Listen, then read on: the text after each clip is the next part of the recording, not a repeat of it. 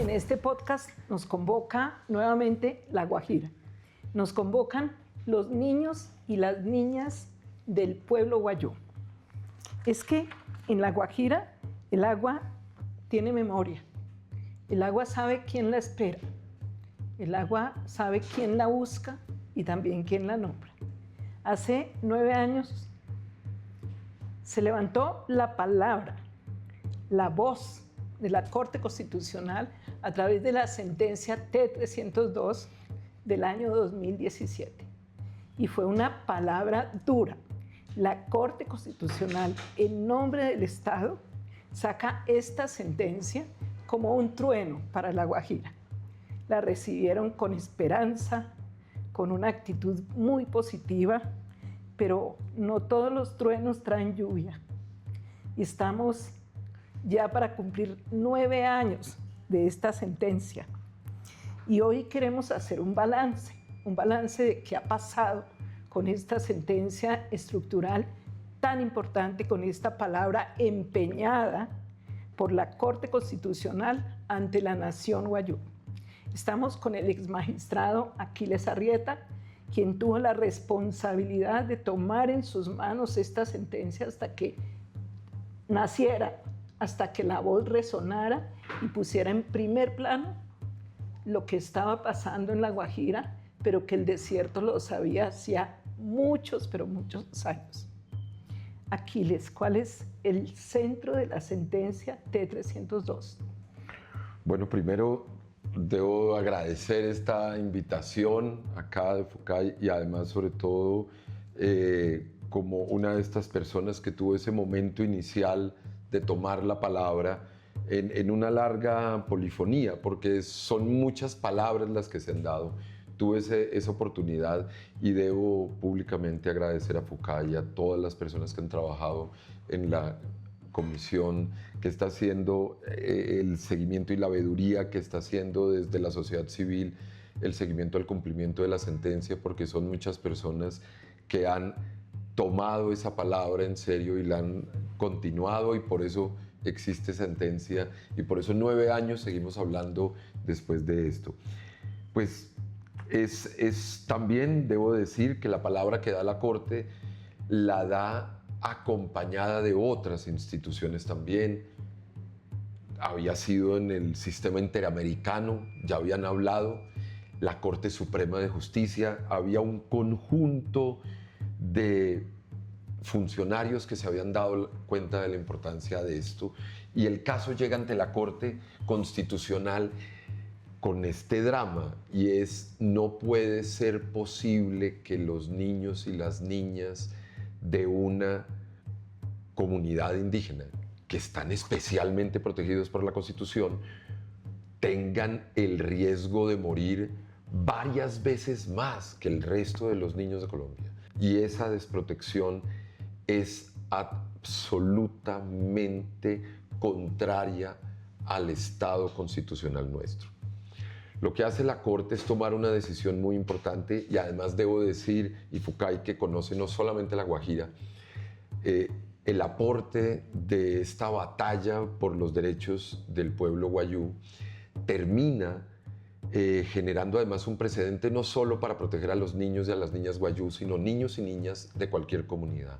Porque lo que decide la Corte Constitucional es que la desprotección de las políticas públicas orientadas a garantizar la vida, la salud y la alimentación de los niños y niñas de comunidades indígenas, si está desorganizada esa política pública de manera estructural y notoria e implica unas afectaciones irrazonables y desproporcionadas, debe entenderse que hay un estado de cosas inconstitucional. No es que alguien falló, no es que un funcionario se equivocó, no, es que la institucionalidad falló. Hay una completa negación de los derechos. Y eso es lo que hace la sentencia en esa Corte, en esa palabra tan fuerte y decidida. Y en consecuencia toma unos remedios, y es ordenar que se hagan una serie de planes y proyectos y programas que cambien estructuralmente esa situación para que se supere ese estado de cosas inconstitucional. Esa es, yo creo que la nuez de la sentencia, además resaltando la complejidad que enfrentó La Guajira en ese momento. La crisis climática que hoy sigue rondando a la vuelta de la esquina, en ese momento y en esos años, tuvo una implicación grande. La anomia institucional que enfrentaba la Guajira y en muchos casos todavía desafortunadamente se mantiene. Y por último, mencionaría adicional en este ingrediente que encuentra la Corte para resaltar un aspecto importante, es el cierre de frontera de Venezuela en un momento donde Venezuela estaba teniendo una actitud además muy magnánima con las comunidades wayú y había una dependencia grande. Esa decisión de cierre en la frontera, que no me corresponde ni cuestionarla ni criticarla, que implica relaciones internacionales, sí tuvo un impacto real y era dejar abandonadas a muchas comunidades. Y la decisión de cerrar la frontera no vino acompañada de mejorar o enfrentar lo que se vivía. Sí, aquí tenemos también los problemas de la presencia de Estado en las fronteras. Por supuesto, no es la única frontera, pero también pensamos nosotros que el desarrollo de un país se mide por las condiciones en que está su niñez. Entonces no habrá desarrollo mientras los niños estén en unas condiciones de vulnerabilidad vergonzosas. Nosotros hemos recorrido el territorio y hemos recogido la palabra de varios líderes wayú sobre la sentencia con motivo de estos 9 años.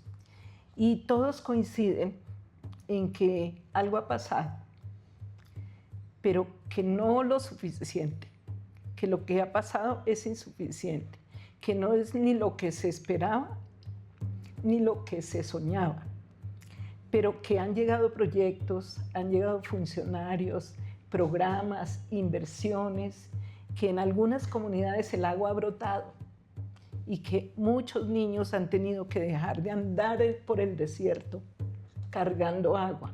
Por supuesto, eso nos alegra muchísimo, pero además también todos reconocen que la gente, el pueblo wayú, las comunidades empezaron a hablar de derechos. Tenemos unos derechos y empezaron a hablar de dignidad. Entonces creo que eso puede ser uno de los mejores logros de la sentencia. Estas voces que vienen del territorio, esa palabra wayú, tiene la legitimidad de andar el territorio, de tener información de primera mano, de hablar desde la cotidianidad de la gente. Entonces vamos a escuchar esas voces. Si pudiéramos hacer un balance, digamos que esta sentencia nace sobre la muerte de miles de menores de 5 años por falta de agua y por falta de alimentos. ¿Hay logros o no hay logros? Sí, han habido un avance significativo, pero yo siento que ha faltado más compromiso de las entidades, de las instituciones. Yo siento que se han podido hacer más. Hoy en día ya no vale la excusa de que no me dejaron entrar y no pude. Hoy en día siento que el gobierno tiene el compromiso y la capacidad para disponer las acciones suficientes para por lo menos llevarle agua a una comunidad. Nosotros hemos estado y hemos demostrado y que a pesar de ello sí han habido entidades que se han acercado un poco más a la comunidad, que por primera vez sí reconozco que en este gobierno ha habido más cercanía con las comunidades, pero también reconozco la corresponsabilidad que tenemos nosotros.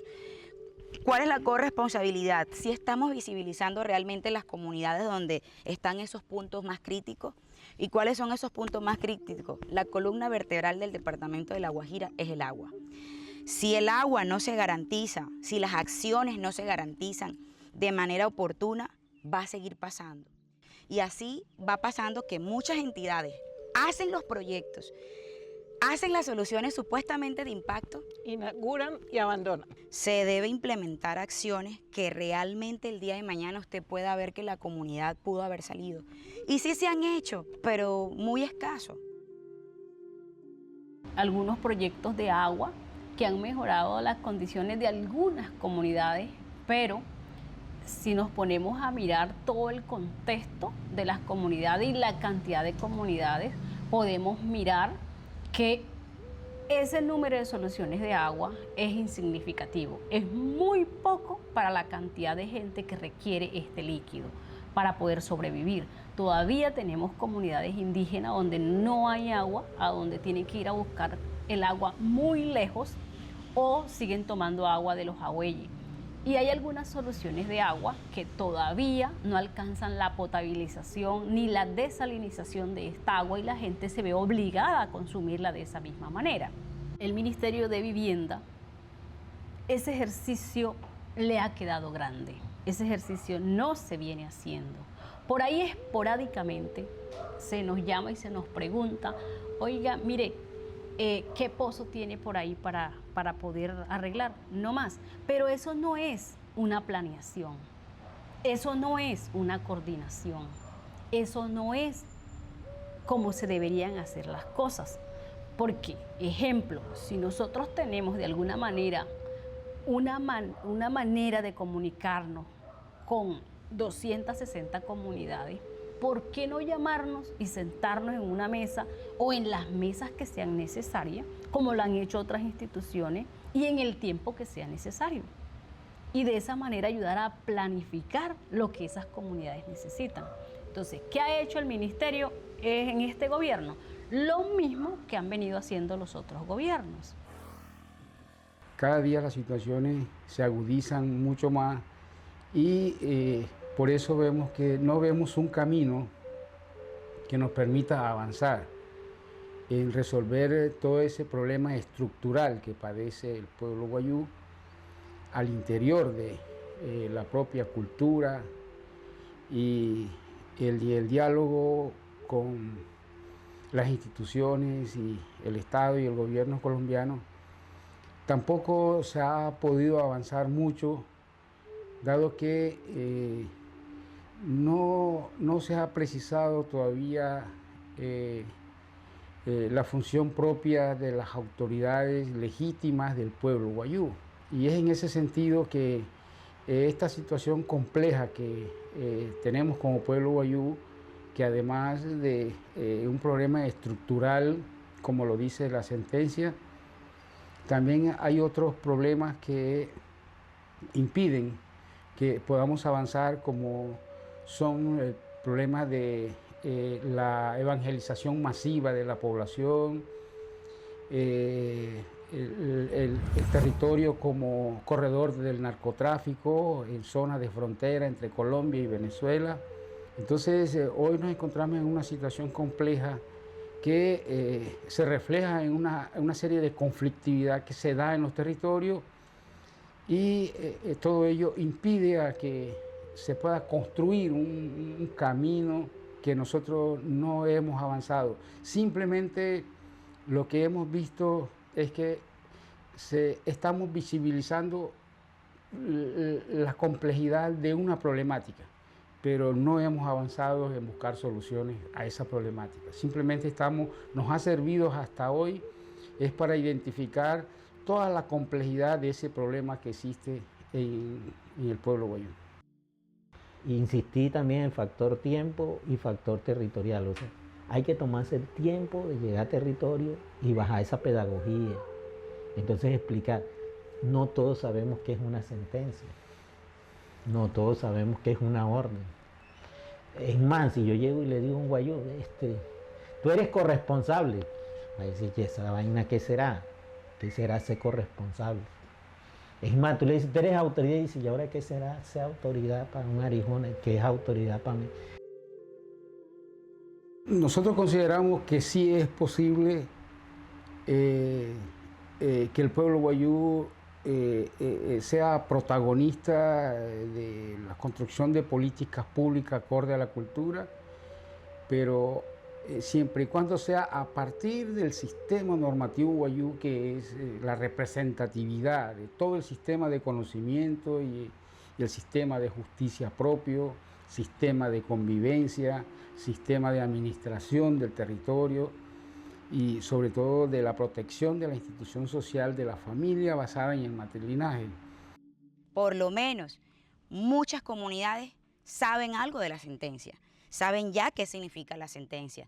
A pesar de que no vean las acciones, a pesar de que no sepan, ya por lo menos relacionan el espacio de la sentencia. La sentencia ha sido uno de los pilares que nos ha generado de pronto la fuerza que ha tomado el territorio guayú para exigir sus derechos, porque aquí ha llegado varios de los ministerios que están siendo obligados por el Estado, por la sentencia, y que el Estado les ha exigido que cumplan con su deber. Y gracias a eso, la comunidad de Huarachín se ha vuelto visible y junto con otras comunidades, y hoy en día tenemos agua potable para consumo humano y agua para no consumo humano, pero sí para las plantas y para siembras. Tuvimos al inicio, sí, como todo principiante, porque no conocíamos el tema, cómo se manejaba, cómo iba a cambiar nuestra vida a raíz de estos proyectos y de estas infraestructuras que tenemos hoy en día. Digamos que al principio pues pensábamos que era todo eterno, pero que no necesitaban mantenimiento general, el cuidado por parte de nosotros, de los miembros de la comunidad, como hoy en día lo estamos haciendo. Después de esos años, de pronto uno empezó a mirar las soluciones y cómo cuidarlas. Estamos con Juan Montiel en la comunidad de Huarruta. Este pozo se inauguró en septiembre del 2025. Autoridad, ¿cómo les ha ido con el pozo? Nosotros somos canay, pero nas palas pero nunca ya muras tu wincar, nosotros que si chuatin watons camura en tu wincar. Anasa hasa ya que en problema general mura en win sulu con tu tueri. 7 meses después de la inauguración, nos cuenta la autoridad que no funciona. ¿Quién debe hacer el mantenimiento de este pozo? ¿A quién le corresponde hacerle el mantenimiento para que esto funcione? Chique de área, una casa en Villa Semanas, Chile, día. Se la da tapón. Estamos frente a este pozo de agua dulce, que está esperando agua dulce para más de 700 estudiantes. ¿Qué ha pasado, Gabriela, con este pozo? Como lo había dicho, hay avance, pero también en estos momentos estamos sufriendo de esta planta. No se ha podido obtener ese líquido precioso para el consumo de estos estudiantes. Ha sido muy difícil. Es conocedor que el municipio de Manaure, La Guajira, ha sufrido en historia el agua. Y es la realidad de nosotros, y también sufrimos nosotros lo que elaboramos en las instituciones para hacer alimento, hacer consumo de ese alimento de paz. Y a veces no nos encontramos un viejo de carrotanque allá. Entonces en esta parte no hemos avanzado, porque desde que el gobierno del presidente Santos construyó este pozo, se logró a través de gestiones o voces de nosotros un mantenimiento que hizo UNICEF y con la Fundación ALU, pero se hizo el mantenimiento, pero hasta ahí falló, duró como 3 meses, de ahí no funciona, hasta el día de hoy no funciona ese líquido vital que es para el ser humano, y este es uno de los avances que no ha avanzado aquí en esta institución, aquí en este departamento, que es el agua potable. Lo que puedo decir es que en el 2013, o sea, de lo que ha transcurrido en el 2013 hasta nuestra fecha, sí hemos tenido avances, ¿no? Pero una cosa son los avances en las cifras y otra cosa son las limitaciones estructurales de lo que se propone como el plan de acción. Entonces, hay avances de organización del sistema, de la organización del Estado, pero no hay avance real en la vida de los niños y las niñas. Yo trabajé en la Comisión Asesora Científica haciendo, yo puedo llamarle la investigación más rigurosa que se ha hecho alrededor de las causas estructurales de la muerte de los niños desnutridos. Y lo que encontramos fue una brecha profunda entre el cumplimiento reportado y la realidad territorial, pero nos fuimos a territorio a constatarlo. Y hay acciones que no necesariamente impactan la vida cotidiana de las comunidades. Seguimos viendo un acceso difícil, seguimos viendo madres que tienen que llegar a un centro o a un puesto de salud después de transcurrir horas, ¿ya? Pero también persisten fallas en agua, persisten fallas en alimentación, en acceso efectivo a servicios de salud y una articulación institucional. Hay acciones muy localizadas en unos territorios que podríamos decir, que de alguna manera se han beneficiado. Pero cuando nosotros vemos la cantidad de población que hay y vemos y entramos punto a punto, vemos las carencias, vemos niños recién nacidos sin una red de cuidado, niños que fallecen antes de los 2 años. Vemos instituciones incluso de salud y educativas que no tienen acceso al agua, en donde estos son los nodos del cuidado.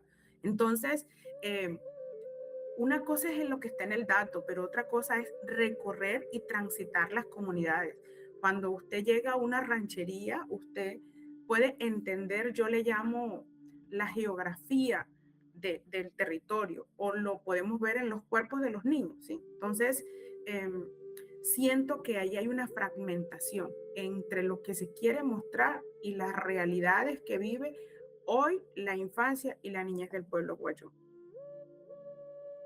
Esta es una situación que es real, que pasa en Colombia, que no solamente pasa en África, que está aquí en un país de renta media, en un país donde hay muchos recursos naturales, en un país que es rico, y sobre todo este departamento que expulsa tanta minería para el mundo entero, pero que su gente se muere de hambre y de sed, pero que su gente sufre y que sus niños se murieron, y no por poquito, sino por muchos, por miles, y que muchas madres lloran. Y aún aquí tuviéramos de pronto, posiblemente se nos pudo haber muerto el gobernador de La Guajira, los futuros alcaldes, no lo tenemos hoy, y que el esfuerzo que se ha venido haciendo no ha sido en vano. Esto está ya en la memoria de cada guajiro, en la memoria de cada colombiano. Entonces, el esfuerzo sí ha sido válido. El esfuerzo y la exposición que hemos tenido como líderes ha valido la pena. Han pasado 9 años de la sentencia T-302. Han pasado 3 gobiernos, el gobierno de Santos, el gobierno de Duque, el gobierno de Petro, que está terminando, pero el estado de cosas constitucionales persiste. Tenemos a finales del 2025, según datos oficiales, que la mortalidad infantil en La Guajira es 7 veces por encima de la media nacional, y que la desnutrición infantil en La Guajira es 24 veces por encima de la media nacional. Eso nos produce preocupación, porque hay acciones, hay inversiones, hay movimiento, pero el problema, digamos, se presenta de manera inamovible. Desde su experiencia, ¿qué ha faltado? Bueno, yo creo que lo primero es decir, pues esta sentencia claramente era muy ambiciosa, y como lo mencionaban y algunas de las voces que escuchamos, esa importancia que ha tenido en el territorio, y quisiera solo retomar una de esas cosas que se logró totalmente y que fue muy importante, y es cuando arrancan estos debates, la nación culpaba al pueblo guayú por lo que estaba pasando, y se consideraba que eran los responsables de la muerte de sus niños. Creo que ese es uno de los logros más importantes de esa sentencia, y es cambiar totalmente el escenario y mostrar que esa narrativa y esa presentación es en sí misma una violación de los derechos fundamentales de la comunidad y del pueblo, de las comunidades y del pueblo guayú en general, porque es desconocer justamente lo que estaban enfrentando, y es esta situación que lamentablemente aún se mantiene. Esto quiere decir en plata blanca, y es un indicador claro que dejó la Corte Constitucional en su momento, y es un indicador claro de la falta de cumplimiento de la sentencia. La sentencia tiene que garantizar el goce efectivo de los derechos fundamentales protegidos y en especial el derecho de toda niña y niño guayú a tener el riesgo de morir igual o muy similar al del resto de niños y niñas en Colombia. Lo que tú estás diciendo es justamente que eso no es así y que sigue siendo muchísimo mayor el riesgo de morir o el riesgo de crecer en unas condiciones de malnutrición que lo van a condenar a no tener una vida plenamente digna y no poder desarrollar todas sus capacidades. Esta afectación sobre los derechos de los niños y las niñas además tiene que ver con dos derechos claramente reconocidos que se han venido hablando y mencionando por muchas personas, aunque todavía falte un reconocimiento más fuerte de parte del Estado, y es la idea de buen futuro y protección de las generaciones por venir. Y en ese sentido señalaría que la labor que se viene realizando le falta. ¿Qué le falta? En un primer momento diría hay una situación que ocurrió obviamente y que tenemos que recordar, y es el COVID. El COVID y la pandemia creo que dan una explicación y una justificación hasta un punto de algunos retrasos en los avances. Obviamente no todo, y hace mucho tiempo ya no, tal vez al inicio. Segundo, creo que hay unas dificultades de representación y participación de las comunidades guayú. Y hay sentencias posteriores que abordaron la cuestión. Precisamente la participación de las comunidades eran en sí mismas un problema, y ese diálogo genuino que ordena la sentencia y que busca esa comunicación profunda con las comunidades, le ha faltado ese avance y ese depurar. Yo creo que se ha avanzado, pero falta, y es un presupuesto de esa comunicación. Luego seguramente podremos mencionar ese aporte que se ha venido desarrollando al respecto como una salida eventual y futura, pero diría, y otro aspecto que me parece crucial, que parece no lograr dos aspectos, que parecen no superarse en la anomia institucional, es primero la capacidad de articulación. La capacidad de articulación de las entidades encargadas de realizar las tareas. Y segundo, quizá ligado a lo primero, a esa falta de articulación, es que se termina haciendo lo que se viene haciendo normalmente, y es unas políticas más asistencialistas, donde el Estado debe llegar con elementos de protección a las comunidades, más allá de partir de políticas que cuenten con las comunidades y que logren darles independencia, soberanía, autosuficiencia, y no depender tanto del asistencialismo. Creo que hay varias razones que lo explican, y que es absolutamente lamentable que esto siga ocurriendo. Bueno, los guayú consideran que la sentencia T-302 sigue siendo una palabra pendiente, un mandato pendiente, porque es que el agua sabe de promesas rotas. Y entonces tenemos a lo largo del desierto pozos que dejaron de funcionar, infraestructura que no sirve, proyectos que nacieron y se abandonaron, porque hay un modelo que se repite y se repite. Es contratar, inaugurar y abandonar, y echarle la culpa a la comunidad, al municipio, al departamento o a la nación. Ese modelo no responde a la contundencia de una palabra que debe ser a fondo y sostenible, como lo plantea la sentencia. Entonces, cuando esto pasa, la comunidad se pregunta, ¿y quién responde? Pero esa pregunta la toma el aire porque no hay respuesta. El abuelo aire se la lleva y sigue dando vueltas porque no hay respuesta de quién responde. Entonces ahí está todo el cuello de botella de la articulación. El tema del diálogo genuino. 9 años de reuniones locales, regionales, difíciles, fáciles, donde los guayú de manera sistemática han venido haciendo propuestas. Hay el anexo 3, más todas las reuniones, Los Wayuu han dicho con claridad qué se necesita en agua, en alimentación, en salud, qué cambios puede haber, pero ese diálogo es como paralelo o asimétrico. Es tan difícil entenderse.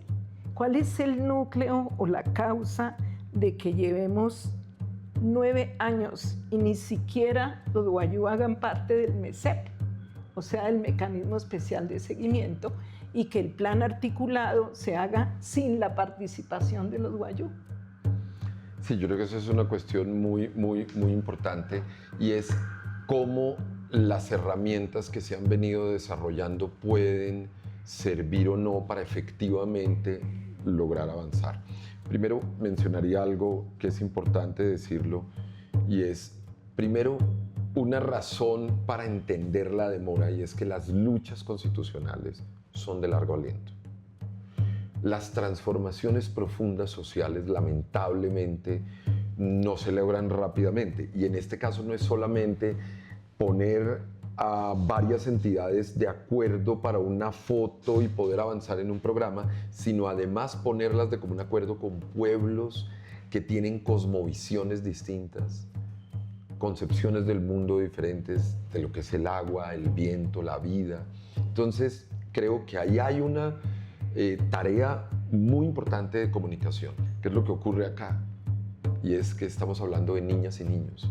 Y que la vida no da plazo. Y la vida no da plazo. Entonces, una niña que tenía 2, 3 años y han pasado 9, se está pasando la niñez. Entonces, acá hay un deber adicional de acelerar y actuar más rápido. Creo que estamos enfrentando las tradicionales dificultades institucionales de comunidades que están en zonas alejadas de Colombia, como se menciona, y algunas personas lo llaman la Colombia profunda. Creo que esto se mantiene y está ahí presente, pero diría lo siguiente: creo que también es un momento de crear, de innovar y de avanzar. Y en ese sentido, ya mencioné un poco, quisiera mencionarlo ahora, y es justamente el trabajo que luego empieza a hacer la Veeduría Ciudadana con un acompañamiento e impulso en su momento de la Defensoría del Pueblo para generar una propuesta de un camino diferente a esperar que las instituciones se organicen y valoren el diálogo que venían dando las comunidades. Como eso no ocurría, surge esta posibilidad de ir directamente a esos diálogos, retomarlos y desde la propia sociedad civil ir construyendo y articulando ese plan y esa propuesta de manera más clara. Creo que este camino que se ha abierto muestra que puede haber espacios de una interlocución y un diálogo con la administración y las comunidades menos asimétrico, más equilibrado, y que quizá ese diálogo se logre con las acciones de la propia comunidad, que de pronto no toque esperar a que la administración lo haga. Pero entonces diría, hay razones agridulces en el proceso, lo agrio de la afectación de los derechos, de la persistencia de muchos de los problemas, pero las luces y avances, sobre todo diría, de las nuevas acciones donde las propias comunidades levanten nuevamente su voz y retomen la palabra.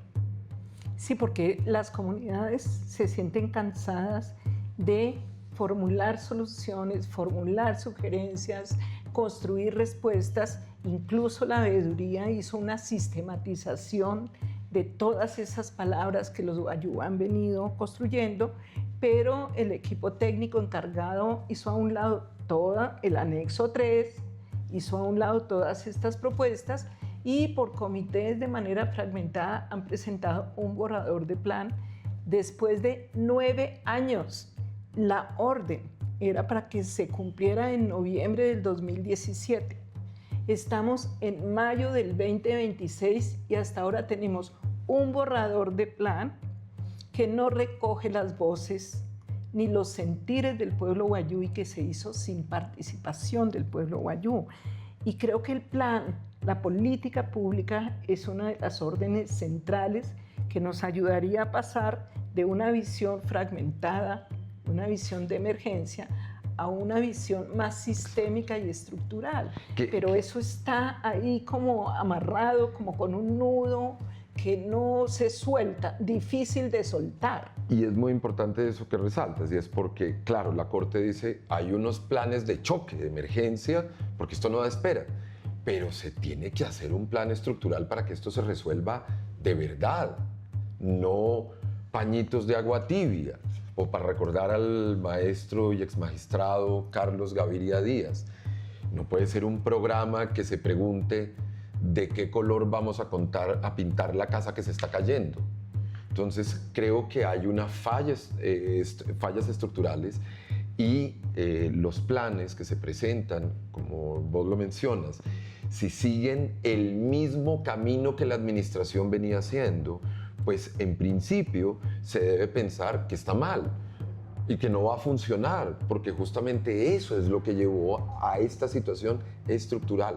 Me parece que el avance de tener una propuesta de plan que surge de las comunidades y surge de los diálogos que se han venido desarrollando con el apoyo de todos los gobiernos, porque justamente esto es un trabajo dialógico de todos.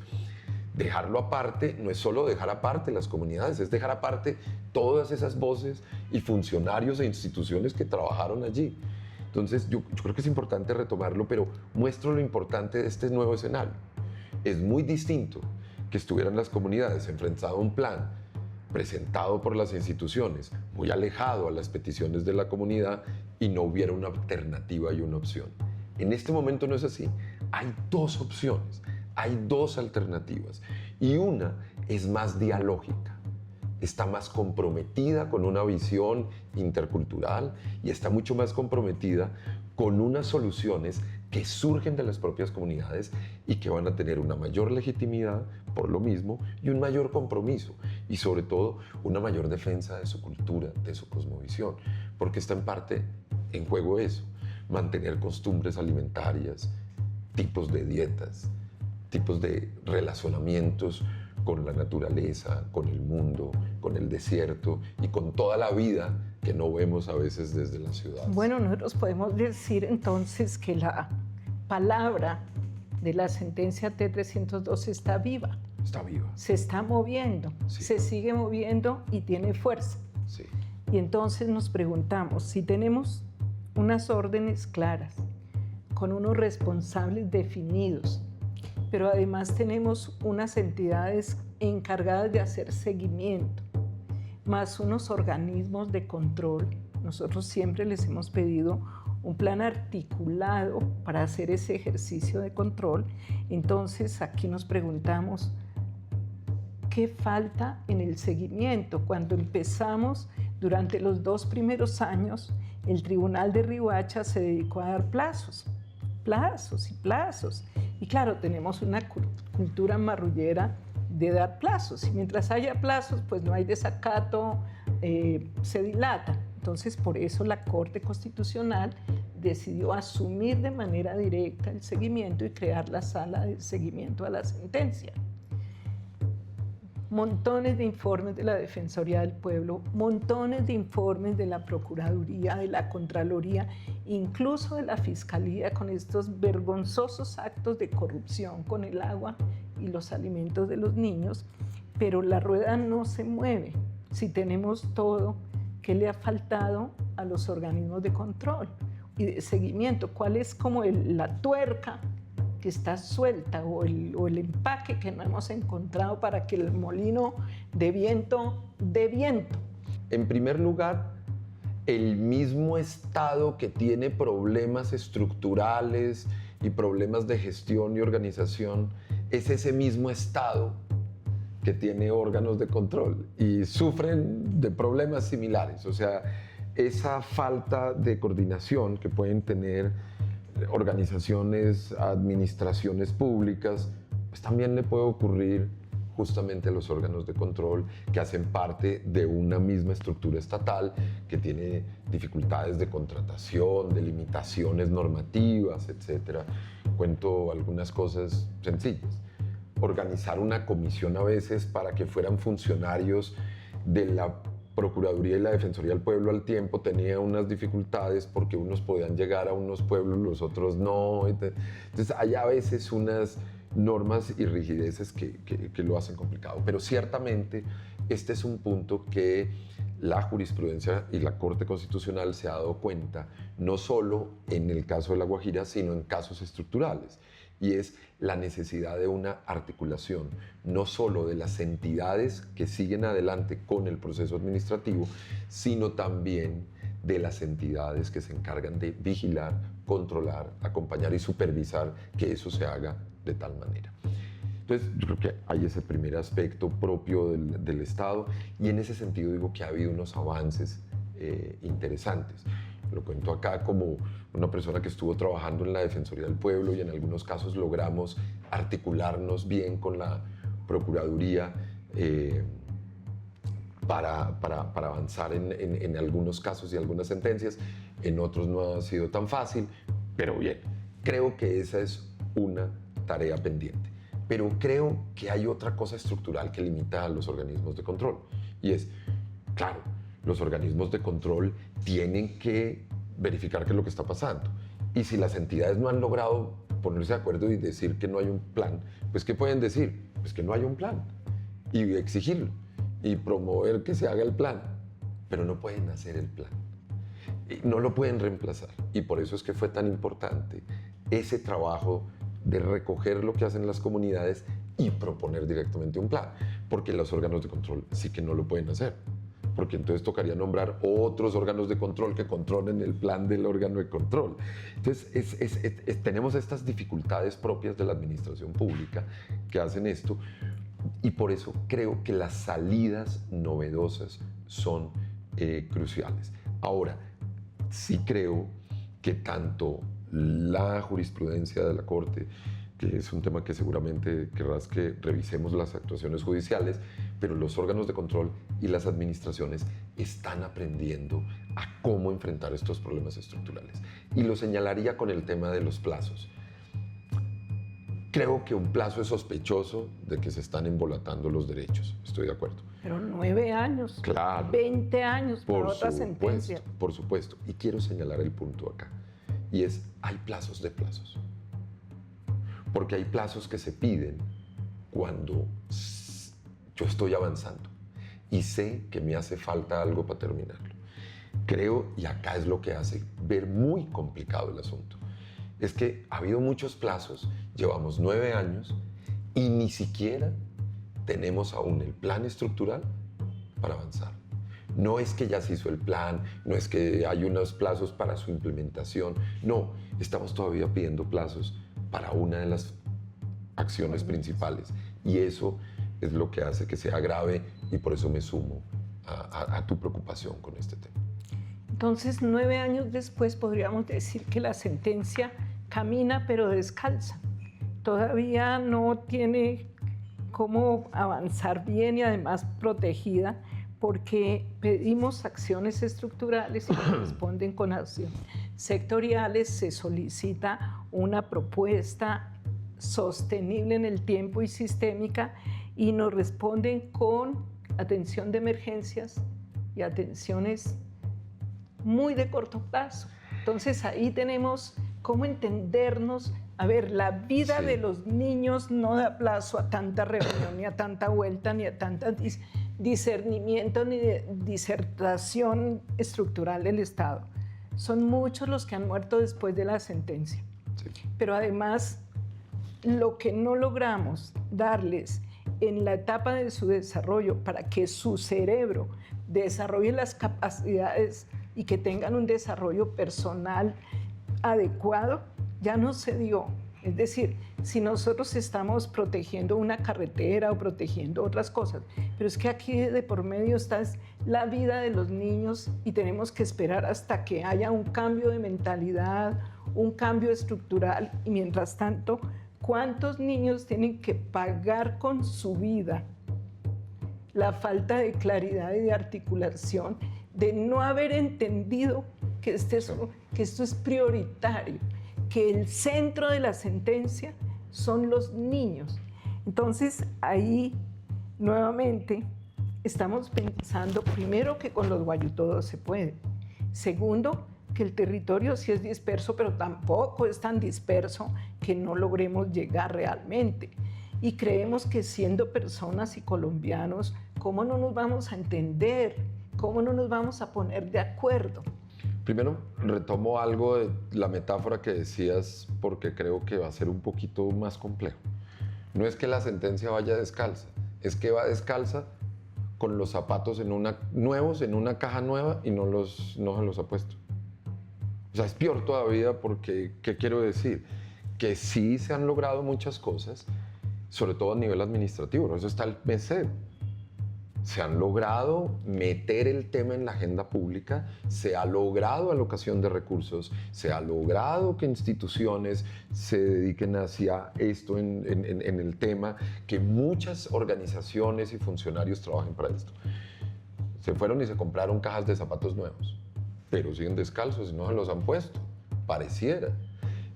Y por eso digo que es importante los llamados que se están haciendo para hacerlo. Digo, además, desde el punto de vista constitucional, la obligación es absoluta. La Constitución, por un lado, dice hay una obligación especial de proteger los derechos de las comunidades étnicas, de las comunidades indígenas, porque han sido sistemáticamente abandonados y desconocidos en su realidad, en lo que son, en su visión del mundo, por parte del Estado, a lo largo de su historia. Eso redefine el modelo de república. Somos ahora una nación multicultural, pluriétnica. Y del otro lado, tenemos que lo más importante, los sujetos más importantes son las niñas y los niños. Los derechos de los niños y las niñas prevalecen sobre los derechos de los demás, ordena la Constitución de manera categórica. Acá tenemos a las niñas y los niños de comunidades indígenas, como diría el magistrado Ciro Angarita, los sujetos de mayores y más protección que deben recibir bajo la Constitución. Entonces, en ese sentido, que los gobiernos no hayan atendido correctamente esto es claramente imperdonable. Y creo que deben tomarse las medidas lo más pronto posible, sobre todo porque el estándar, como bien lo han señalado las personas que han acompañado todo este proceso, la Fundación, digamos, Abaco, todas las personas que conocen este asunto, y ustedes lo señalan bien, el problema no son solo los niños y niñas que están muriendo, son los niños y niñas que están quedando en unas condiciones de desnutrición grandísima y gravísima. Entonces, este llamado me uno totalmente y espero que las organizaciones y todos los funcionarios valoren este aporte que ya hizo la sociedad civil para acompañar al Estado y empezar a proponer cosas diferentes. Sin duda, obviamente esto se está cruzando con muchos temas, además políticos, con muchos temas y dificultades que no estamos haciendo explícitas acá, que tienen que ver con elecciones, con intereses de partidos, y dolorosamente, no lo habíamos mencionado, y creo que hay que mencionarlo, y es que uno de los escándalos más grandes de los últimos tiempos justamente fue tomar el dinero y tratar de robarse los dineros orientados a unos camiones para agua en La Guajira. Y creo que esos camiones son absolutamente simbólicos, porque muestran los recursos. Si hay recursos, se compraron los zapatos, pero no sirven para caminar. ¿Por qué? Porque como la idea era que funcionaran las estructuras políticas normales y no tanto con la orientación de protección de los derechos, estos camiones desde el inicio no eran una buena idea para resolver el problema del agua de La Guajira. Quizá unos camiones más precisos para el desierto y con una utilidad y una red que estuviera más organizada quizá, pero eso no fue la razón. Lo más grave es que quienes estuvieron involucrados son funcionarios del Estado de alto nivel que sabían la crisis climática, que sabían el riesgo de los niños. Eso no es solo corrupción, eso es homicidio culposo. No puede ser. A ver, cuando yo no sé y me roba un cemento, pues soy inocente, pero sabiendo que la vida depende del agua. Los funcionarios del gobierno se roban el agua delante de todo el país y todavía no tenemos sentencia por parte de la Fiscalía. Investigaciones, más investigaciones. ¿Cómo explicarle a los niños que los adultos somos indolentes y que no logramos esa sensibilidad humana de respetarnos a nosotros mismos? Y sobre todo diría acá que parte de lo que permite esto es porque como no es el dramatismo que se nos enfrenta, sino es algo que, como dices tú, podríamos llegar si queremos, pero se mantienen inaccesibles muchas de las rancherías, se mantienen lejos, entonces no se ve el sufrimiento que hay. Y nuevamente vuelvo a los temas de alimentación. Claro, las crisis de falta de garantía del derecho a la alimentación puede comprometer el derecho a la vida, pero también puede comprometer el derecho a la dignidad humana. Implica someter a niñas y a niños a tratos crueles, inhumanos, a sufrimientos increíbles por el hambre, que son absolutamente inaceptables bajo nuestro Estado social y democrático de derecho. Y creo que no es un tema, como bien lo dices tú, de una palabra que no se mantenga y se lleve el viento, sino que tiene que ser una palabra capaz de transformar los recursos, las acciones y las realidades. Cuando terminaba el gobierno de Duque, desde la sociedad civil insistimos, deben dejar el plan de acción estructurado. La política pública, dijeron, va a quedar, no quedó. Y en este gobierno le insistimos, debe quedar el plan de acción estructurado y formulado como una política pública. Se está terminando el gobierno y todavía pues tenemos un borrador que ya es un avance, digámoslo así, más todos los insumos que ha dado el pueblo guayú en sus distintas reuniones. ¿Cuánto falta? Yo me pregunto si en 10 años podríamos ya decir que esa orden de un plan de acción ya está. ¿Cuántos años tendrían que esperar los niños para poder decir, mire, ya tenemos la política pública con el enfoque de la sentencia, con el espíritu que tiene allí la sentencia, y ahora sí las entidades de control solo se dedican a verificar que esa política pública se cumpla? ¿Será que en 10 años logramos eso o será que faltan 20 años y para que lleguemos allá otros tantos tendrán que morir para poder decir lo logramos? Yo aspiro, deseo y quiero que no en 10 años, que en 5 años se hayan hecho avances reales y significativos. Creo que en eso depende también de esta situación en la que está en este momento el país. Están los jueces, la Corte, las diferentes instituciones tienen 2 caminos en este momento. Por un lado, continuar con el plan tal cual como se ha presentado desde la oficialidad, que es un poco esas mismas políticas asistenciales que estructuralmente no han servido y han llevado a esta situación. Aquellas comunidades guayú cercanas a los cascos urbanos y a la política asistencial a la que le llevan las cosas, es menos autónoma, autosuficiente, menos sostenible, menos capaz de enfrentar las crisis ambientales.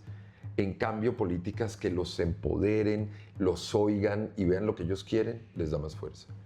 Si el plan del Estado, tal cual como está en este momento, más asistencialista, normal, como aquello que llevó allá, que no ha sido consultado, que ya ha encontrado resistencia en el pueblo guayú, creo que va a ser un camino tortuoso y es un camino en el cual en 2-3 años podemos estar nuevamente al inicio del plan estructural y allí podemos estar en un escenario no tan bueno, de pesadilla, y a los 10 años quizá sigamos enfrentando algo similar. Si las organizaciones del Estado, si la administración pública dialoga genuinamente con las comunidades, retoma todo ese diálogo venido, es que no tiene que hacerlo, es que ya se hizo, es que ya se avanzó, si lo retoma, como le ha ayudado la propia sociedad civil, como le ha ayudado las veedurías de los grupos que están acompañando a la justicia.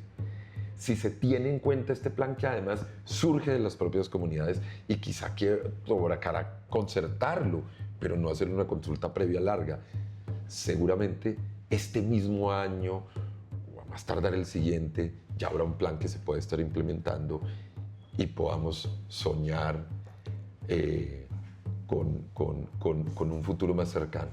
Tocará preguntarle a los palabreros para animarnos a ver cómo han sido los sueños estas últimas semanas. Nosotros vemos a la Corte Constitucional como un palabrero que tiene una palabra, pero la pregunta es ¿qué le ha faltado a ese palabrero? Porque, claro, ha hecho como juez gestor, ha hecho un trabajo de acompañamiento técnico, pausado, pero además sin pausas, dándole, pero ¿qué le ha faltado? Porque yo siento que eso también cansa. Claro. Entonces, la pregunta es ese palabrero que es la Corte Constitucional, que manda un mensaje no solo a la región y a los guayús, sino al país. De acuerdo. Para un Estado, para la construcción de un Estado. Y no se cumplen ni con los tiempos, ni con las características, ni con los resultados esperados. ¿Qué le estamos diciendo al país? ¿Cuánto nos cuesta producir una sentencia, no solo en términos económicos, sino en esperanzas del país? ¿Qué le falta al palabrero Corte Constitucional para que su palabra sea entendida y acatada? Me gusta mucho la metáfora y creo que es muy cierta porque las magistradas y los magistrados de la Corte Constitucional actualmente son esos palabreros que logran poner de acuerdo a los otros. Claro, cuando hay dos clanes guayú en conflicto y el palabrero no es capaz de arreglarlo, también empiezan a decir de pronto puede estar fallando el palabrero. Nos va a tocar cambiar de palabrero, exacto, pero aquí no lo podemos cambiar. Exacto, pero ¿qué es lo que creo que ocurre? No, claro, también se ha tratado y a veces si de pronto otra institución, si la Corte Interamericana empieza a funcionar más, puede ser que ese palabrero sea mejor. Que ese palabrero también tiene problemas. Pero diría lo siguiente, la Corte es consciente de que es difícil llegar a armonizar todas las instituciones del Estado y más en un caso como el de el estado de cosas inconstitucional frente a las niñas y niños guayú, donde tenemos más de 80 instituciones, o sea, una cantidad de vinculadas independientemente de las no llamadas al proceso, que tienen una relación directa con este proceso. Entonces, acá hay unas complejidades que está enfrentando y el juez constitucional, el palabrero colombiano, ha sido muy osado en decir, yo no me quedo solo diciendo que aquí violan los derechos, sino que ordeno un plan y me quedo acá empujando el tema. Y en ese empujar el tema y lograr ese diálogo, cómo ese palabrero dialoga, la Corte es consciente que le falta todavía. Le falta. Y la Corte es consciente. Me dice, ¿y usted cómo sabe eso? Muy sencillo, porque la Corte ha hecho investigaciones de sí misma. Ha contratado incluso entidades, instituciones, para que le ayuden a repensar y a conversar, traído palabreros de otros lados a ver cómo logra hacer mejor su diálogo. Entonces, primero diría, los jueces son conscientes de que estos nuevos retos suponen nuevas habilidades y que esas nuevas habilidades suponen pensarse a sí mismos y ellos lo están haciendo y eso es valioso. ¿Por qué? Porque, por ejemplo, lo que vos mencionabas, a veces la administración deja tanto de actuar orientada a garantizar el derecho y está más preocupada por responderle bien a un magistrado. Que le pidieron un informe, mande bien el informe. Si con eso se logra salvar a los niños, pues no sabemos, pero cumplimos. Entonces, claro, ¿cómo dar órdenes que no distraigan a la administración de su labor, que no la alejen de su cumplimiento, sino que realmente la enfoquen? Y acá diría un punto importante. Primero quisiera decir, ¿por dónde no ir? ¿Por dónde no ir? Por las sanciones. El camino de las sanciones no es bueno. Ponerse en desacatos, en mandar a un ministro a que lo arresten, poner multas, eso no es bueno. ¿Por qué? Porque muchos de la administración no está funcionando es porque de él no depende, sino porque hay muchas instituciones que no se han puesto de acuerdo. Entonces, mandar a uno o a otro, pues tocaría mandar a todo el mundo. Segundo, porque la discusión cambia. Dejamos de hablar de los niños, las niñas, la alimentación, que si llegó el agua, que si este Huawei sirve, que si esta planta sirve, que si es mejor esta dieta, estas plantas, estas recetas. Y cambiamos la discusión, que si el ministro sí cumplió, que si no cumplió, que si guandoca o si multa, que cuánto, cambiamos la discusión. Y entonces en la portada va a salir es el ministro, no va a salir la gente. Entonces yo creería que el camino no es la sanción. El camino es buscar aquellas órdenes, aquellas medidas que prendan la administración, que la saquen de esas barreras y obstáculos para poder actuar. Ustedes contemplaron dentro de la sentencia el rol de la sociedad civil en su calidad de veeduría ciudadana. Y es de alguna manera el rol que con varias organizaciones decidimos asumir, porque creemos que no podemos ser testigos mudos de la historia del país y que tenemos que ser parte de la solución. Pero estamos seguros que si eso no hiciera parte de uno de los puntos específicos de la sentencia, prácticamente no nos escucharían ni las entidades sentenciadas, ni las de control, y mucho menos la Corte Constitucional. ¿Cuál es el rol que hay detrás de eso, de pensar que la sociedad civil debe estar activa y jugando un papel en la historia de este país? Yo creo que la gran defensa de la Constitución y de los derechos fundamentales depende de una sociedad que tiene una cultura por los derechos y que protege los derechos y se toma en serio la Constitución. Yo pensaría que adicionalmente las voces, como vos lo mencionas, yo hablo de cuando yo estuve en la Corte y hay un magistrado que después siguió y él ya se fue y llegó otro magistrado. Tú hablaste de 3 presidentes y yo te pregunto, ¿y ustedes cuándo se fueron? Nunca. Nunca se han ido. Y el pueblo guayú tampoco. En cambio, se han cambiado alcaldes, se han cambiado gobernadores. Y eso es el sustento. Una sociedad civil empoderada, organizada. Ese es el gran apoyo de la Corte. De hecho, este caso surgió por alguien de la sociedad civil que dijo, vamos a apoyar al pueblo guayú. No fue una demanda que surgió de allá, sino de la sociedad civil, lo cual lo hace también muy especial.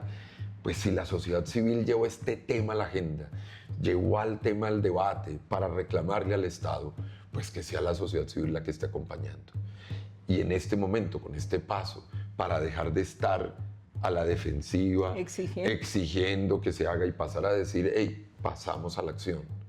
Si ustedes se demoran en actuar, acá hay un plan de acción. Y diría lo siguiente, la sociedad civil tiene un papel importante de acompañamiento, de control y participación. Pero diría que acá hay también algo maravilloso y es el despertar del pueblo guayú y entender que son gobierno.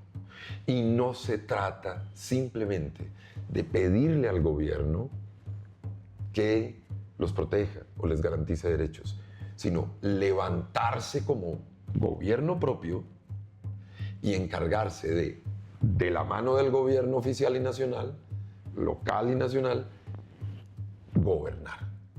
Y eso creo que es un llamado que hace también la sentencia.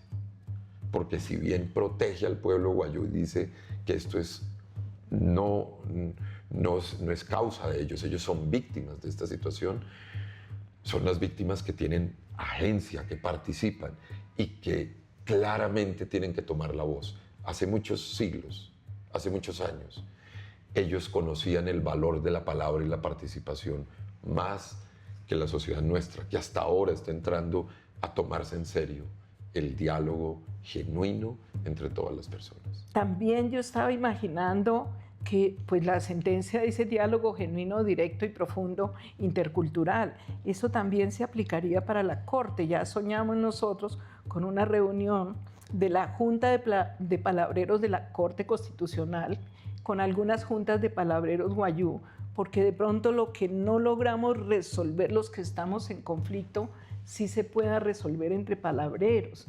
Yo creo que lo que se pide en la sentencia no solo se le aplica a las entidades sentenciadas, sino que tiene que aplicársele también a la Corte en un diálogo genuino y profundo con los sujetos de derechos que están también en el marco de un sistema normativo guayú, patrimonio de la humanidad. Ese diálogo podría aportarle mucho al país, muchísimo. Entonces, gracias por recorrer el territorio, por no sembrar discordia ni desesperanza y por estar ahí firme. Muchas gracias. No, muchísimas gracias y nuevamente gracias a ustedes por mantener la antorcha y mantener la posta. Gracias a los magistrados que hicieron esto posible, a quienes nos acompañaron en sala, a Jorge Iván Palacio, a quien era la presidenta de la Corte, que ya no nos acompaña, pero fue crucial para poder tener apoyo de las Fuerzas Armadas y que poder ir a hacer la inspección judicial, María Victoria Calle Correa, al equipo técnico que me ayudó a hacer esta sentencia, a quienes han tomado después la posta, al magistrado José Fernando Reyes Cuartas, que entendió que el caso se había dejado en el tribunal para que las comunidades estuvieran cerca a la justicia, pero pues ante los límites del propio tribunal, de la complejidad del caso, de que muchos temas eran nacionales, la Corte, que mantiene ese compromiso y mantiene la palabra, lleva el caso a Bogotá y lo mantiene, y ahora esperamos que el nuevo magistrado Camargo, que estuvo en la Defensoría del Pueblo, que creó una resolución específicamente para el cumplimiento de esta sentencia, pues tenga un compromiso y se oriente en eso, en garantizar el goce efectivo de niñas y niños y que no se espere más el cumplimiento que tienen esas pequeñas personas desde el momento en que nacen, a saber que claro, pueden morir como todos, pero no en esa probabilidad tan irrazonable y desproporcionada. Bueno, podemos terminar diciendo que vamos andando descalzos, pero andando con los zapatos debajo del brazo, tanto el pueblo guayú como los arijuna, y que ya es hora de que nos pongamos los zapatos para que esta carrera sea más efectiva y sobre todo que los niños puedan ocupar el lugar que esta especie merece. Gracias. Muchas gracias.